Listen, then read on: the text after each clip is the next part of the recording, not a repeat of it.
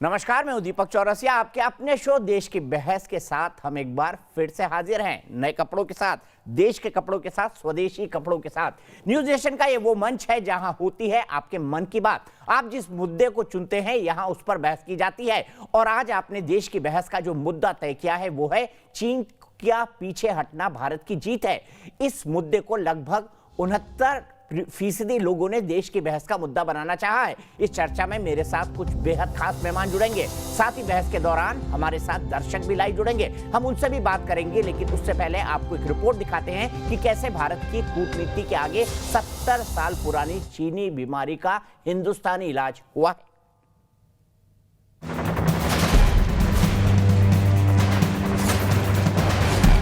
हिंदुस्तान की चौतरफा घेरेबंदी के आगे फेल हुई चीन की सारी चालबाजी।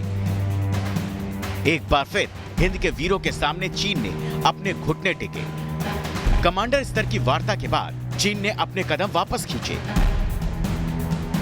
गलवान में चीन ने पीछे हटने के लिए सहमति देने के बावजूद विश्वासघात किया, भारतीय सैनिकों पर धोखे से हमला किया। उसे उम्मीद थी कि अपनी इस हरकत से वो भारत पर दबाव बनाने में कामयाब हो जाएगा, लेकिन हिंदुस्तान के वीरों ने चोट खाने के बावजूद जिस बहादुरी के साथ चीनी सैनिकों को खदेड़ खदेड़ कर मारा, उसने चीन को दहला कर रख दिया। गलवान की हिंसक झड़प के बाद आखिर चीन को भारत की सैनिक और कूटनीतिक घेराबंदी के आगे झुकना ही पड़ा। गलवान में फिंगर 4 से फिंगर 8 तक कब्जा करने की कोशिश में चीन अपने ही बनाए जाल में बुरी तरह फंस गया और उसे अपने कदम खींचने के लिए मजबूर होना पड़ा। कल जिस तरीके से कोर कमांडर्स की बैठक हुई थी, उसके बाद ये जानकारी सामने निकल कर आ रही है कि जो चीन है वो डिसएंगेजमेंट के लिए यहाँ पर तैयार हो गया है। हमारी पैंगोंग लेक है, उसके पास जो फिंगर्स हैं, चीन सीधा वहाँ पर फिंगर 8 से उठ के फिंगर 4 पर पहुँच गया था। फिलहाल चीन जो है वो इस बात के लिए मान गया है कि वो वापिस जो उसकी जगह थी वो वहाँ पर चला जाए। गलवान में हुई हिंसक झड़प के बाद अलग अलग स्तर पर हुई वार्ता के बाद चीन पीछे हटने के लिए तैयार हो गया।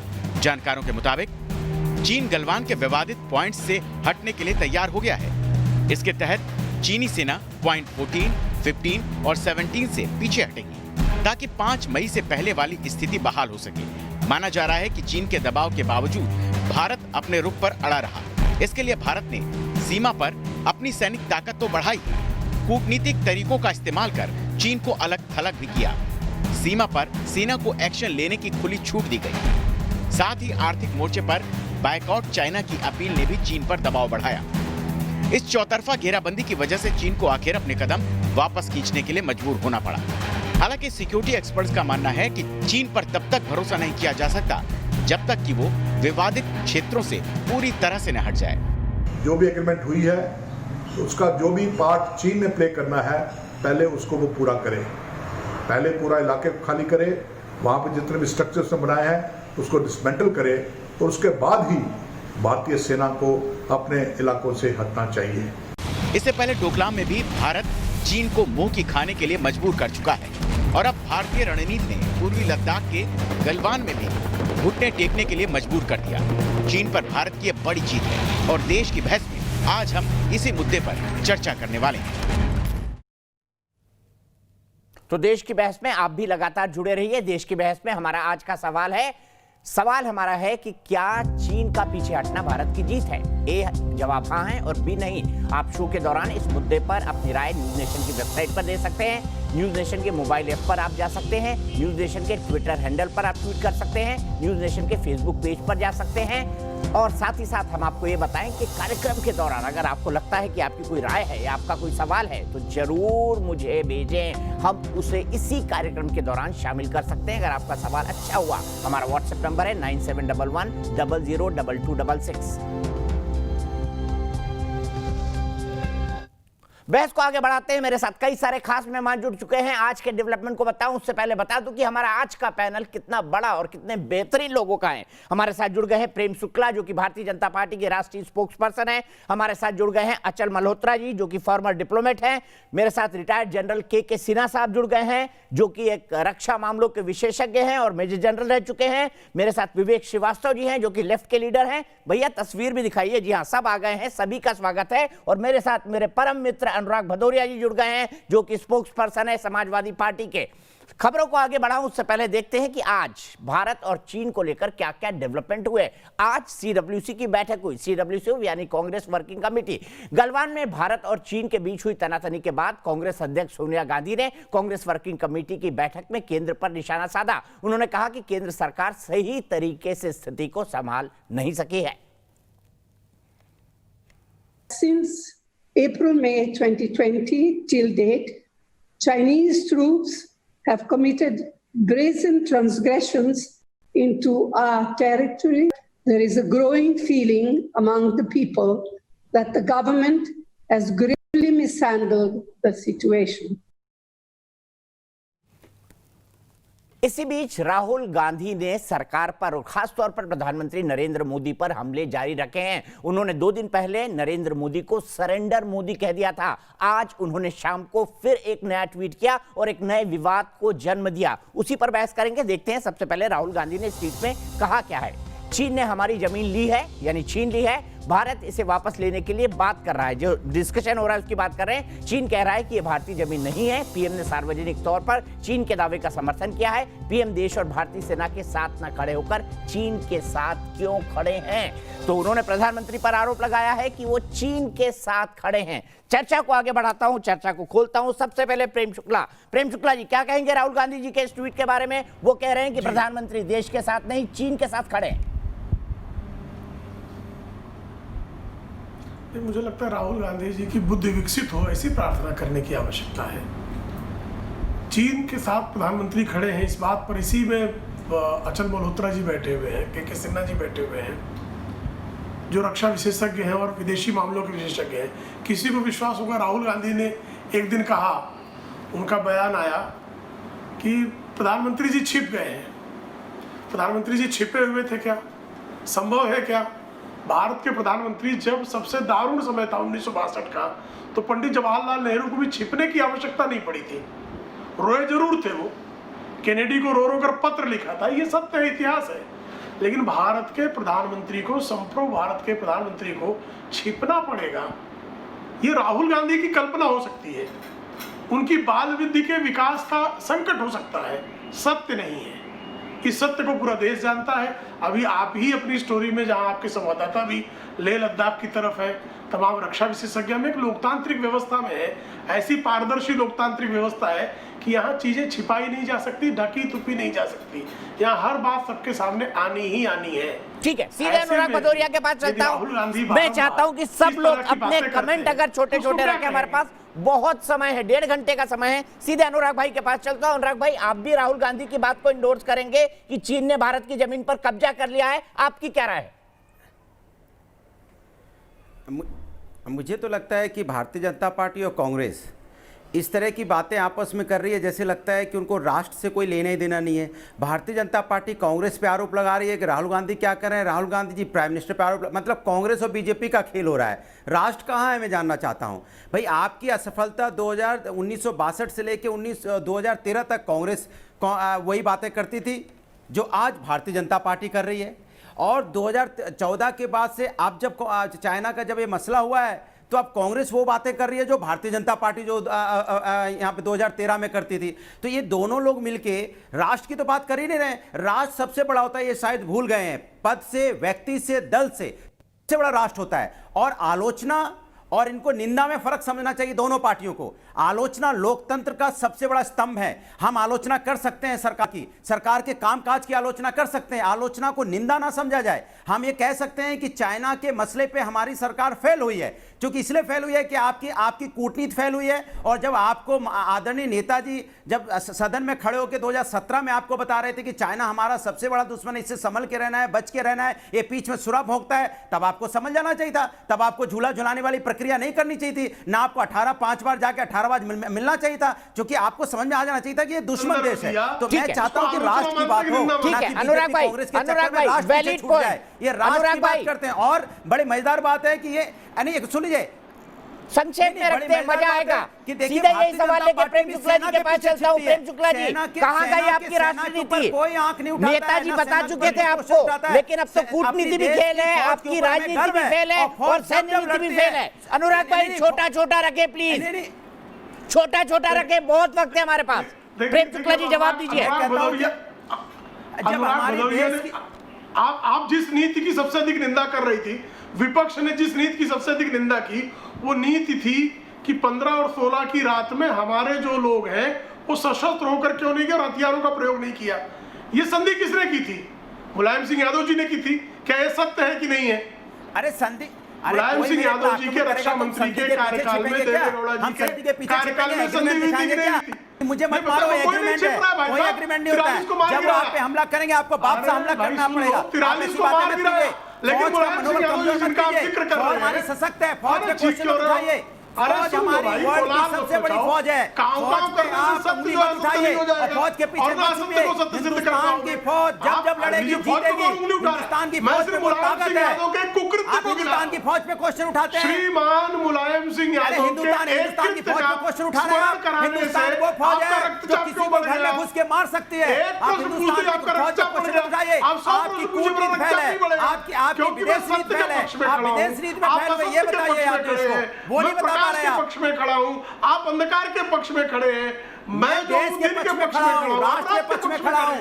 देखिए, भारतीय जनता पार्टी के पक्ष में खड़े हैं। श्री मुलायम सिंह यादव क्या वो रेडी करने वाले रक्षा मंत्री नहीं थे? मेरा प्रश्न बताइए, सत्य है कि नहीं है? हम खड़े दिखाई करके सवाल का जवाब दे दीजिए।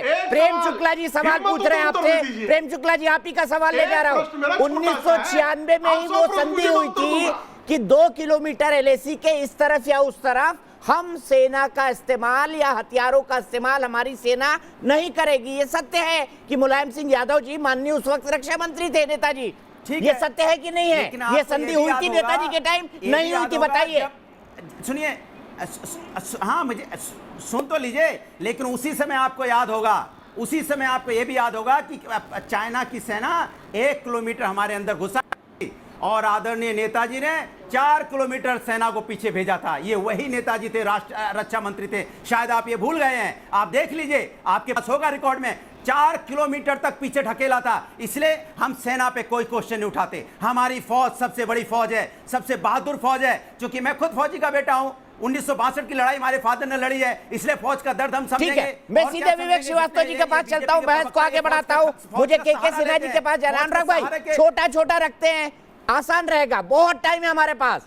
दिल खोलकर बहस करेंगे, दिल खोलकर बहस करेंगे और ये देश की बहस है। मैं सबसे पहले हमारे दर्शक को लाऊंगा, उसके बाद मैं जाऊंगा सीधे। अभिषेक दुबे जी एडवोकेट हमारे साथ जुड़े हुए हैं। राहुल गांधी का यह दावा है कि चीन ने हमारी जमीन छीन ली है। अभिषेक दुबे जी से जुड़ूंगा, फोन उनका कट गया। सीधे विवेक श्रीवास्तव जी के पास। विवेक श्रीवास्तव जी, आप भी उस सरकार के अंदर शामिल थे जिसमें मुलायम सिंह यादव जी ने कहा था कि भाई चाइना हमारा दुश्मन नंबर 1 है। क्या विवेक श्रीवास्तव जी चाइना को भारत का दुश्मन नंबर 1 आज मानते हैं? दुश्मन नंबर 1। सुनिए, अब आप रिश्ते ब्लैक एंड व्हाइट में नहीं होते हैं। अरे दुश्मन दुश्मन होता है सर। बीजेपी आपकी दुश्मन है, वो ब्लैक एंड व्हाइट में है, लेकिन चाइना हमारा दुश्मन नहीं है। हमारे 20 सैनिक मार दिए। आप सुनिए पहले, क्या चाइनीज हेड के साथ गुजरात में जब प्रधानमंत्री झूला झूल रहे थे तो दुश्मन के साथ झूला झूल रहे थे? ऐसे नहीं होता है सर। एनडीए में तो यही पढ़ाया जाता है कि चाइना हमारा दुश्मन नंबर 1 है और देश को भी पता है, लेकिन विवेक श्रीवास्तव को नहीं पता है चाइना हमारा दुश्मन नंबर 1 है। बात को नहीं, शायद नरेंद्र मोदी को भी नहीं पता है, तभी वो चाइनीज के साथ बार बार मीटिंग कर रहे थे 6 साल से। दुश्मन कोई नहीं होता, दोस्त कोई नहीं होता। राजनीति के अंदर पड़ोसियों के साथ खट्टे मीठे रिश्ते चलते हैं। वॉर गलत चीज है, युद्ध नहीं होना चाहिए। शांति वार्ता कोर कमांडर्स की कल हुई है, हम उसका स्वागत करते हैं। शांति आगे बढ़े, चाइना है इसलिए स्वागत कर रहे हैं ना। अमेरिका होता आप बोलते सेना चढ़ा दीजिए। चाइना आपका आइडियोलॉजिकल सपोर्टर है, आप वहां से पूरी बुद्धि लेते हैं, बुद्धि, इसीलिए आप उसको दुश्मन नंबर 1 नहीं बोल रहे हैं। जी नहीं, ऐसा नहीं है भाई। अब मैं ऐसा कहने लगूं कि हर पूंजीवादी, हर कैपिटलिस्ट देश का अमेरिका का एजेंट है और भारत के साथ नहीं है, ये गलत बातें हैं। कोई कम्युनिस्ट हो सकता है, कोई पर कैपिटलिस्ट हो आपको सकता है, चीन को लेकिन भारत अंत का में दुश्मन हमारी नंबर 1 लॉयल्टी बोलने इंडिया के साथ है। में दिक्कत क्या है, मुझे ये बताइए। चीन भारत का दुश्मन नंबर 1 है कि नहीं? जनरल सिन्हा बताइए, चीन भारत का दुश्मन नंबर 1 है कि नहीं? जनरल सिन्हा, आपको कह रहा हूं कि दोस्त दुश्मन नहीं होता कोई। और सुनिए, मुलायम सिंह जी ने जो किया वो बहुत बढ़िया था। अगर वो ट्रीटी नहीं हुई होती और वहां पे असला और बंदूकें अलाउड होती तो पता नहीं कितनी कैजुअलिटीज होती।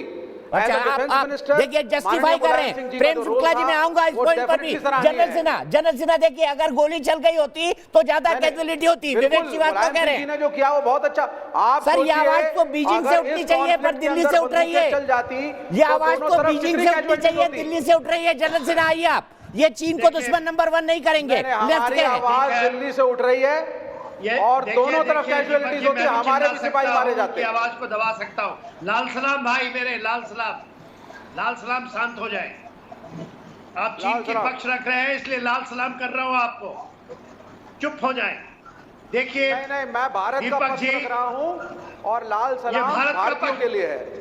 आप चीन को नंबर 1 दुश्मन बोलने से मानते नहीं और कहते हैं भारत का पक्ष रख रहा हूं। आपको लाल सलाम। सर, आप चीन के साथ ट्रेड करते हैं, आपके यहाँ चाइनीज प्रोडक्ट बिकते हैं, 80% सप्लाई चेन मैनेजमेंट में चाइनीज कंपनियों का निवेश है। आप किस मुंह से कह रहे हैं कि चाइना दुश्मन है? ठीक है विवेक भाई, जनरल सिन्हा को सुन लेते हैं प्लीज। जनरल सिन्हा बोलिए प्लीज। मेरा आपसे एक सवाल है। नहीं, जनरल साहब आपसे एक सवाल है।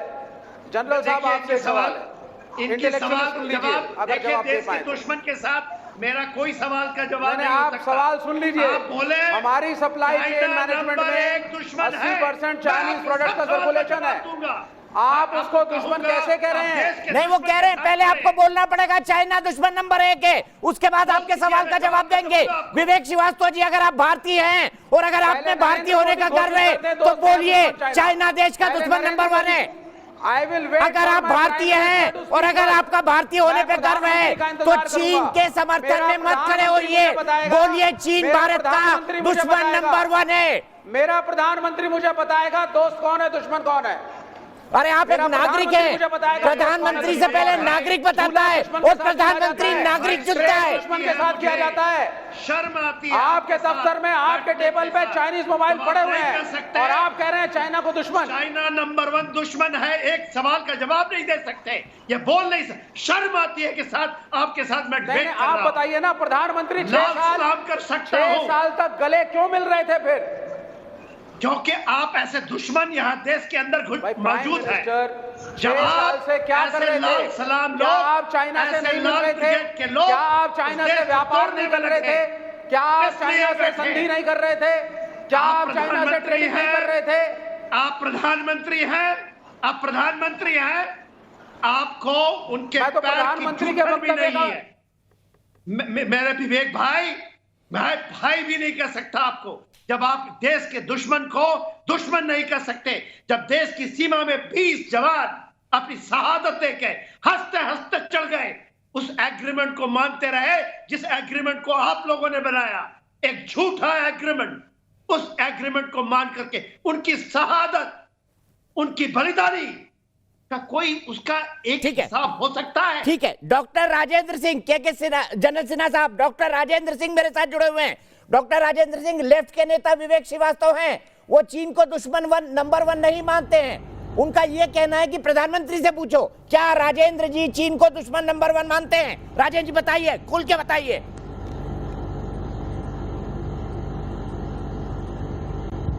जी बिल्कुल, चीन हमारा शुरू से दुश्मन रहा है और सन 62 में हमारा बहुत बड़ा हिस्सा जो है वो चीन के पास चला गया।